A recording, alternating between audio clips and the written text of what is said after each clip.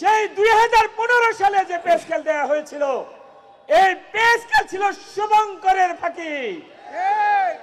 এই pay scale ছিল বৈষম্যে যুক্ত।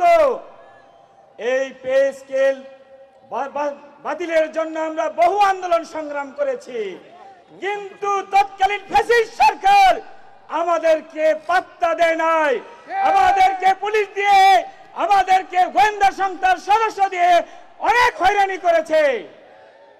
সম্মানীয় উপস্থিতি, আজকে যে বৈষম্য বিরোধী আন্দোলন হলো, সেই বৈষম্য বিরোধী আন্দোলনে বাংলাদেশের সকল কর্মচারীরা আপনাদেরকে সমর্থন দিয়ে এসেছে। তারা ভেবেছে আমাদের বৈষম্য দূর হবে এই সরকার আসলে। ৮,২৫০ টাকা আর কোথায় ৮৬,০০০ টাকা? এটা কি মগের মূল্য পেয়েছে নাকি? স্বাধীন দেশে আমরা এটা হতে দিতে পারি না। আর আমরা যে জন্য এই বৈষম্য বিরোধী আন্দোলনের সাথে আমরা সমর্থন দিয়ে এসেছি, সেই এনসিপির ভাইয়েরা আজকে আমাদের সাথে আছেন। আজকে আমরা তাদের থেকে ঘোষণা চাইতে চাই, আমরা 15 তারিখের মধ্যে যেন আমরা পে স্কেলের ঘোষণা চাই, এবং সেটা যেন হয় বৈষম্য মুক্ত পে স্কেল।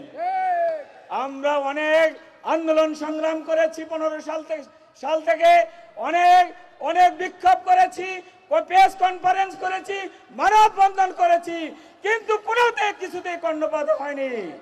সম্মানিত উপস্থিতি, তাই আমি উদাত্ত আহ্বান জানাবো যে কমপক্ষে 15 তারিখের মধ্যে আমাদের পে স্কেল, বৈষম্য মুক্ত পে স্কেল তিনি যেন দিয়ে অর্ডার করে যান, সেই কামনা বাসনা করতেছি।